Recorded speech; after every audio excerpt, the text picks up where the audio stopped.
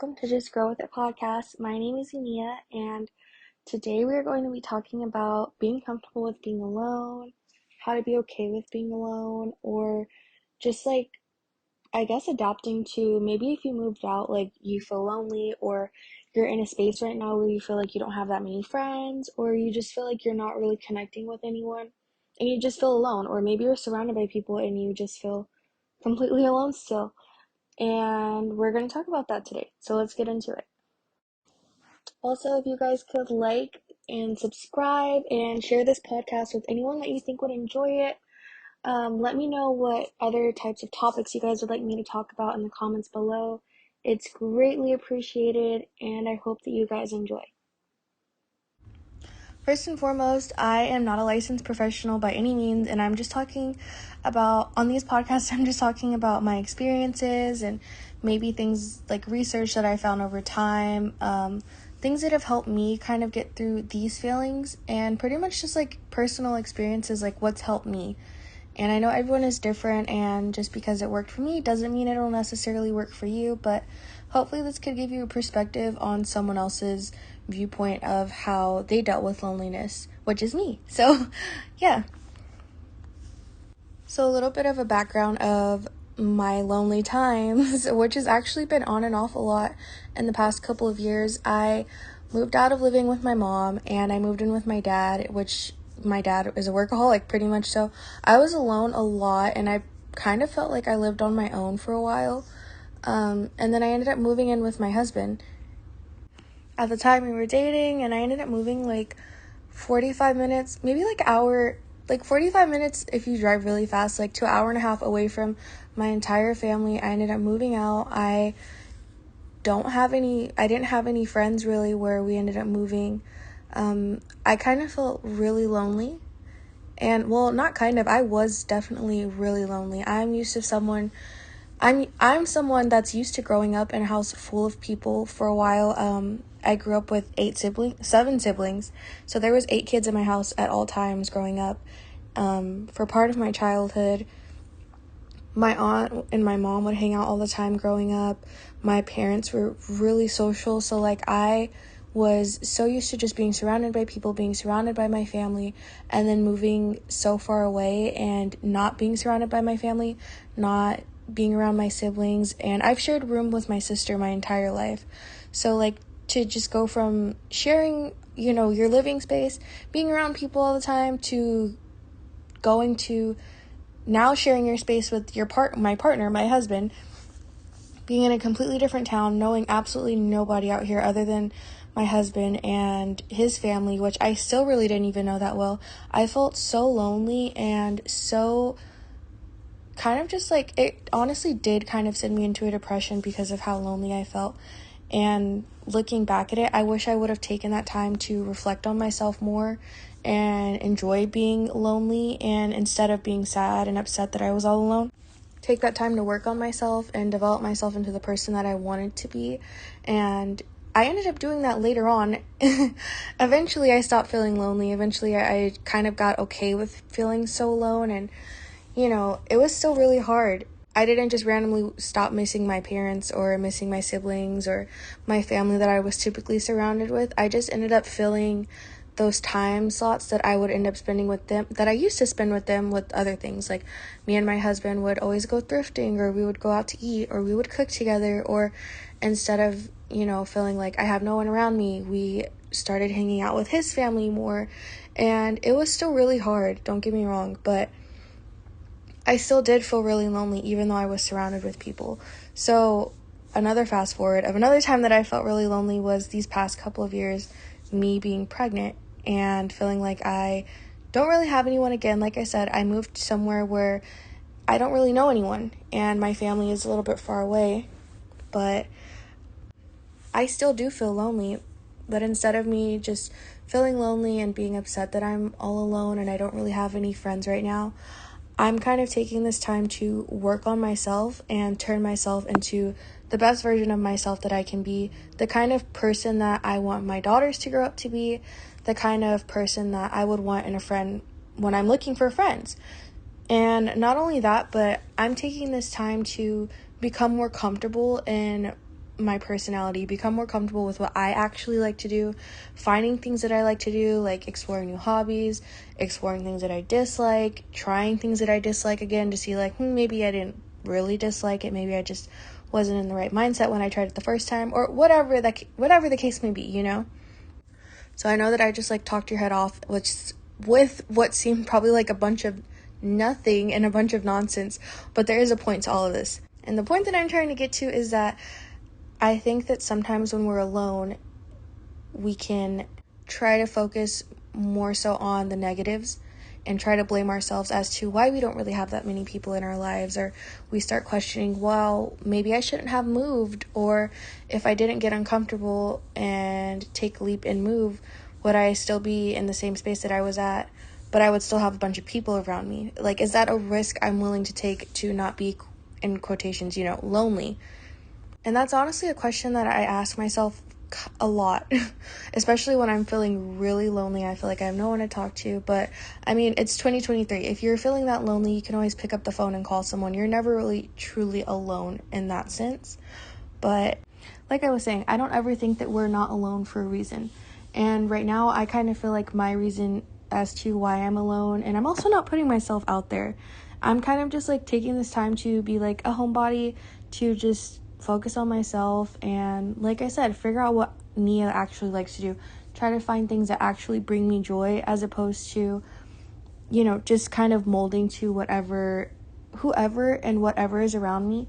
And even if you do have opportunities to be around people because, that's the people that are in your area, just because those are the people that you have access to doesn't necessarily mean that you have to allow them access to you, or you have to surround yourself with those people.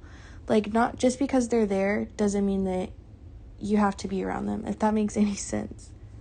So the first step of trying to get okay with being lonely is realizing that this is temporary, and everything in life is temporary, whether that's something good, whether that's something that you've worked your entire life for, and you finally are achieving it, or you're finally getting that satisfaction that you're feeling, that is temporary. The good in life is temporary, and the bad in life is temporary. And if you feel like you're taking being lonely in a negative way, it's okay, because it's temporary. And if you're taking it as like being lonely in a positive way, that's okay too, because like I said, it's temporary. And all of these things will pass eventually. The good in life will come, and the bad will come. But life goes on, and it's honestly kind of just a cycle that will repeat and repeat and repeat, and it's just part of life. Like, life is not always going to be a constant, steady, like, nothing in life is consistent. And learning to accept that, and learning to accept that, hey, like, I'm kind of going through it. I'm a little bit lonely right now, but I know that, maybe a social life, if that's something that you want, is coming to me. Or maybe you want to have better friends, or maybe you want to rekindle old relationships. Those things will come to you eventually and in time, but you have to also be willing to put in the work for those things to come in you. And I don't know if you guys have ever heard the saying, I think it's like I forget, it's like prayers don't get answered without action, or it's something like that. I'm gonna look it up real quick. Okay, so I found like a better wording of what I just said, but it says, faith by itself, if it is not accompanied by action, is dead. And that is from the web, mit.edu. Yeah, I think so. So pretty much what it's saying is, like, you can't put things in, even if you don't pray, like, you can't put things out into the universe and expect, those things to just come to you if you're just literally sitting on your couch. Like, say you're like, okay, like, I want to lose 35 pounds, right? Just for an example, I want to lose 35 pounds. And then, like, you put that out in the universe, or you pray, like, oh, like, God, like, please give me the strength to better myself and better my body, or whatever it might be, whatever the case may be, right? But then instead of you going to the gym and working out, or you working out, or you changing your diet, instead you just lay on the couch all day. And that's kind of what I mean when I say, like, no prayers will get answered without action. And you have to be willing to put in the work to get the goals and achieve the goals that you want to achieve. You can't just expect friends to automatically come to you if you're not a good person to be around, or maybe you are a good person to be around. It's just the people that are around you don't value and appreciate you, and that's totally fine. You could just work on bettering yourself and developing yourself into the person that you want to be in the meantime. And those things will eventually come to you because you're putting in the effort, like you're putting in the work. And that's something that I'm personally working on right now, is trying to better myself, trying to find like what I actually enjoy doing, and also having friendships when you're still figuring yourself out. That's a great way to figure out what hobbies you like, what things you do like, and what your likes are, what your dislikes are. Having friendships is another great way to explore yourself, but sometimes being lonely is even better, because then you can literally just focus on what you actually enjoy, and you don't have to worry about hurting anyone's feelings. So you have a friend that loves horseback riding, but you tried it out by yourself and you're like, that is just not my thing. And instead of you have a new friend, maybe they invite you horseback riding, you go, and that's your first time doing it, and you're like, I absolutely hated that. I will never do that again in my entire life. You'll know already, like, oh, maybe next time, or maybe, we can hang out doing something else, because that's just not something that you enjoy doing. And I know I'm rambling, but literally, like, take this time to figure out what you actually like to do, and accept what you like to do, and accept what you dislike to do, and get comfortable with yourself. Learn to accept who you are and how you are. So along with being comfortable with yourself and being okay with being alone and like working on yourself, I was literally driving the other day and I was thinking about that saying that's like, and that saying that's like, you won't be everyone's cup of tea. And I had to think to myself for a moment, and I was like, am I a cup of tea? Like, I don't even know if I could categorize myself as a cup of tea. Like, I'm not calm, I'm not smooth, I'm not something that you just like sip on, I'm not really relaxing. I mean, like, I can like set the mood to be relaxing, right? But like, that's just like not my personality really. Like, I'm not really that calm. I'm always like kind of hyper, like, especially when I'm talking about something that I really enjoy. Like, I get really like passionate about it. Like, I talk kind of fast sometimes. Like, I don't really think that I'm a cup of tea, I feel like I'm more like a shot of tequila, or like a shot of espresso. Like, I'm straightforward, I'm very outspoken on certain things. Well, if I feel comfortable with you, I'm just kind of outspoken in general. But like, I'm full of flavor. I'm not something that's like you could sip on or that'll calm you down. But I'm okay with that. Like, there's people in this world that would choose a cup of tea over a shot of espresso or a shot of tequila at any moment, any day, not even having to think about it.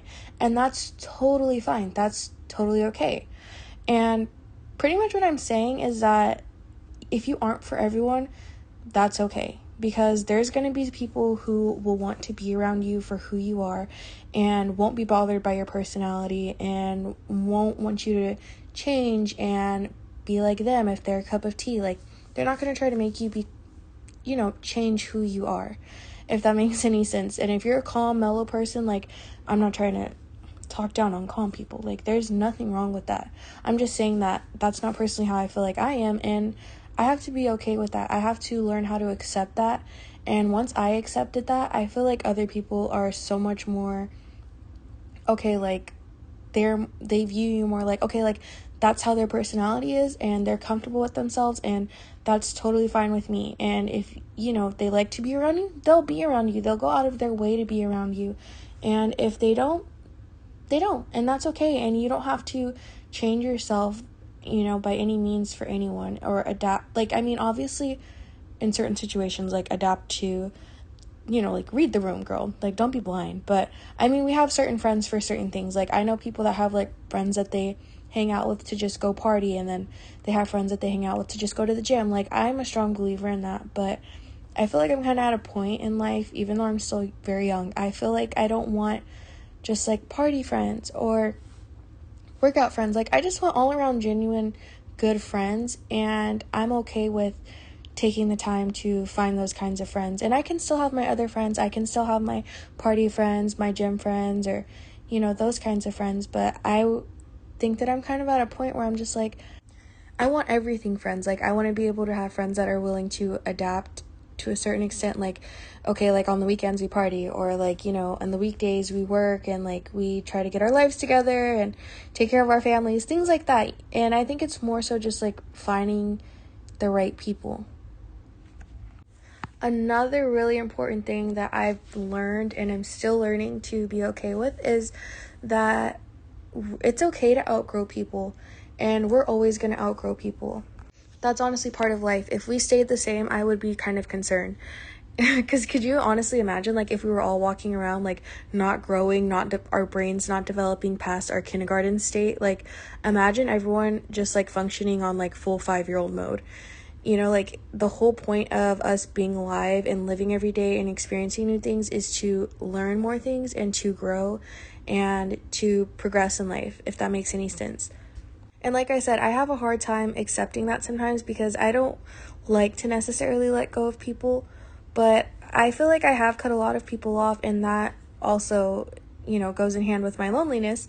But I'm okay with that because I feel like I've outgrown certain people. I feel like, you know, we don't really want the same things out of life. We're going in different directions in life, and that doesn't necessarily make them a bad person or you a bad person. It just means that you guys' lives aren't lining up right now, and that's totally fine. You guys can always try to, you know, hang out again later on in life, or meet up later on in life. It's just sometimes we're on such completely opposite paths of our friends or people that we used to know, or even people that are the same age as us. Like, me personally, I'm 22, I have 2 daughters, I'm married, and, you know, the same life that I'm living is by no means the same life that my best friend lives. My best friend is in school full time, and, you know, I don't really know what else she does right now other than just school and work, but we're on 2 completely different life paths, and that's still my best friend. I mean, we don't get to hang out every day. We don't get to, you know, go to the mall all the time like how we used to do when we were younger, or like go to our little shenanigans that we used to do when we were younger. Why? Because we're just on different paths of life right now, and that doesn't mean that I don't care about her, and that doesn't mean that she doesn't care about me. It just means that we're on, like I said, we're on 2 different paths, and it's okay for me to be lonely right now and not get to have that same friendship that we used to have when we were younger and we didn't really have anything in the world to worry about. And even though I do miss those shenanigans that we would get into, or just like fun little things that, you know, we could do when we had absolutely nothing else in life to worry about, it's okay because that's part of life. That's part of growth. And it's just a phase in life. You know, one day when I'm more established in life and she's more established in life, maybe we can try to spend more time together. But for right now, it's kind of like this is just a part of life that you go through where you have to figure things out, you have to get your ducks in a row, and then you can kind of have more free time, if that makes any sense. So that's something that I had to realize too, was that it's okay to outgrow people, and sometimes you're not as lonely as you think, if that makes any sense. Like, sometimes it's just circumstantial. Like, people grow, people have to live their own lives, and unfortunately, as much as it sucks, like, the world does not revolve around me. The world does not revolve around you. Like, the world does not revolve around just one person. Like, it's not even that our friends don't care about us, or the people that used to be in our lives don't care about us. It's just that people get busy, people grow up. Like, we don't have that free time that we used to have. Like, we have to survive, we have to take care of ourselves, and that's just like, I know I keep saying this, but that's literally just part of life and growing up. And I know that when you graduate high school, things kind of start to change. Like, sometimes people move away from school, sometimes people will move out of the country, or just like whatever, and you might feel lonely. But the reality of it is that those people that you used to spend all your time with, it's not that they don't care about you, it's just they have to go pick up and start their own life, whether that includes you or it doesn't. And either way, that's totally fine, because you still have you at the end of the day. And back to like what I was saying in the beginning, solidifying yourself and finding out what you actually enjoy doing, and getting comfortable with being just with yourself, and having yourself as that friend that you always needed or wanted is such a great skill to have, because you'll genuinely never feel lonely. The next tip that I have for you guys is to become your own best friend. And even though it sounds silly, like, I know you guys are probably thinking, like, oh, like, what do you mean become your own best friend? Like, self-love? Like, I need to love myself more? Like, I do a face mask every Friday. Like, I do love myself. Like, I am my own best friend. Like, no, that's not what I'm talking about. I'm talking about become your own best friend by the way that you think of yourself. It all starts mentally. For me, it all starts mentally. If I am thinking negative thoughts about myself, if I'm telling myself negative things, I'm not going to feel good with myself. And I saw something that said something along the lines of, you have to treat yourself and talk to yourself in your brain like a friend that you love or someone that you love. And that really stuck with me because I'm someone that suffers with depression and anxiety, and I would constantly beat myself up. I would constantly dig myself in these really dark holes, and I wouldn't tell myself the nicest thoughts about myself. So when I learned about becoming my own best friend, that was something that I had to start with. And even though it was super duper hard to redirect my thoughts, to tell myself, like, I would tell myself sometimes, like, I'm not worthy of all of the things that I have because of the past experiences that I've had.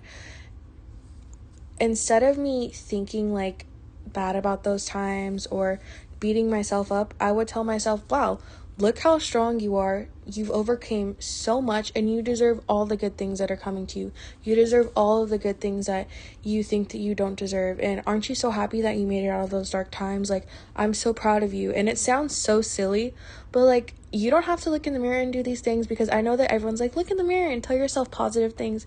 Sometimes I feel like that's kind of, okay, I don't want people to come for me, but I feel like that's kind of cringe sometimes. And I have tried it, and I can't help but laugh because I think that it's funny, like, talking to myself. Like, I feel bad for people that have to converse with me sometimes because I feel like I look so goofy and I over fixate on how I look and how I talk.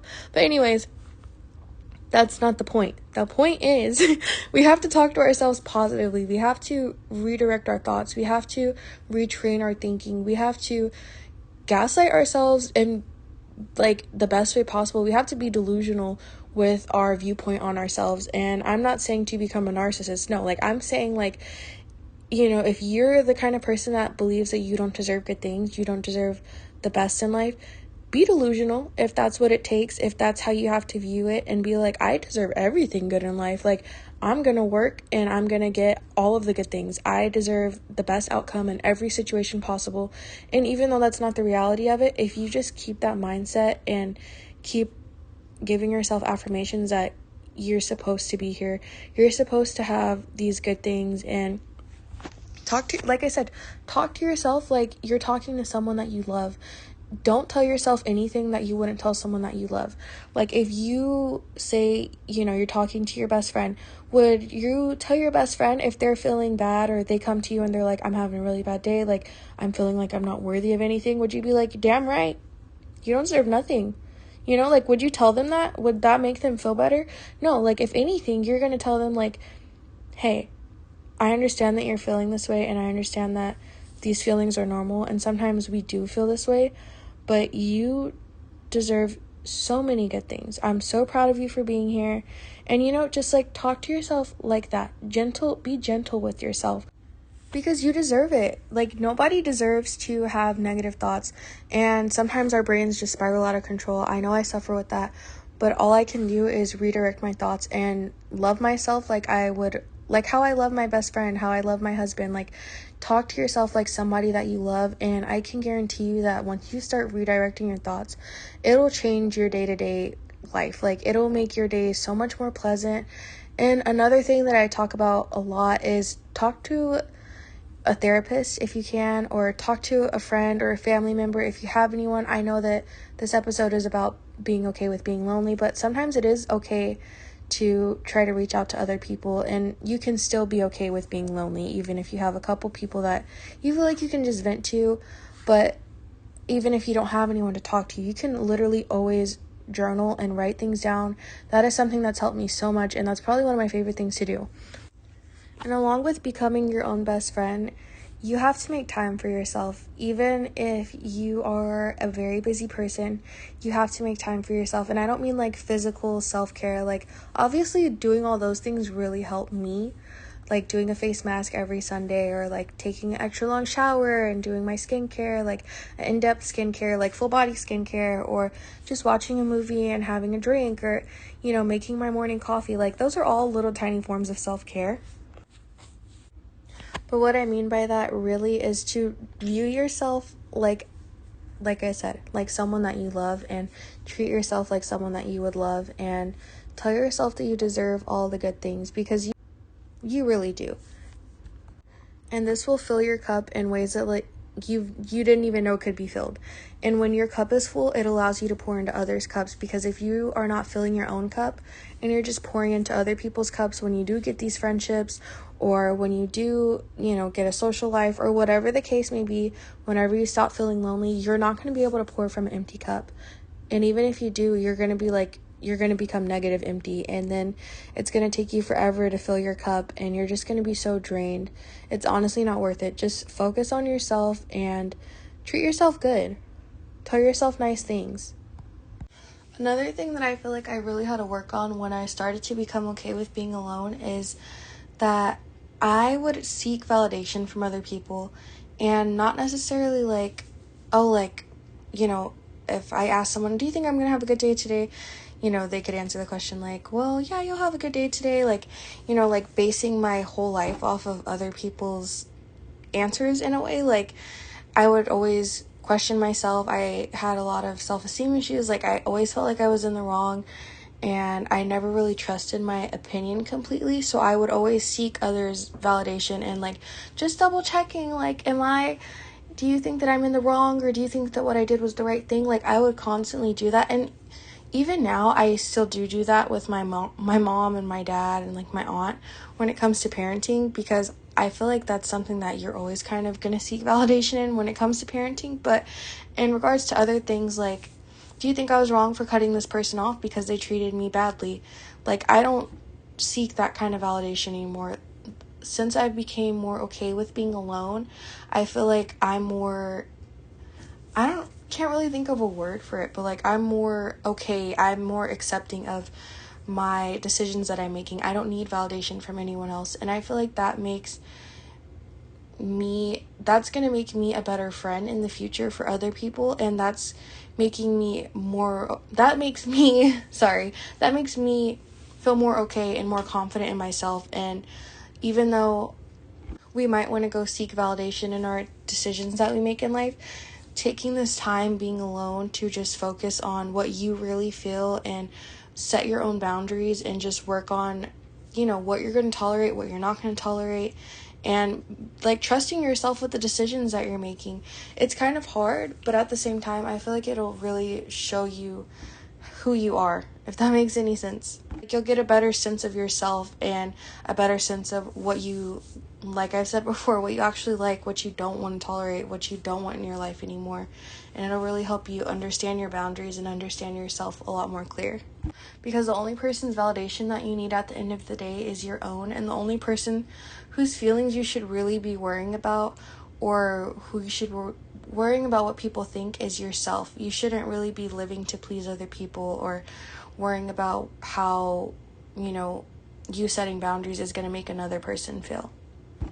And I'm not saying to go like be free reign, be crazy, treat people crappy. Like, no, still be a good person, but like, you know, if you don't like the way someone is treating you, then cut that person off, and you don't have to worry about, you know, their feelings. If they wanted to treat you right, they would have. And just like I said, like, just get more comfortable in making your own decisions and not seeking that validation, because your opinion really is the only one that matters at the end of the day, because you're going to be stuck with yourself. You have to live with you forever, so it might as well just get comfortable with yourself.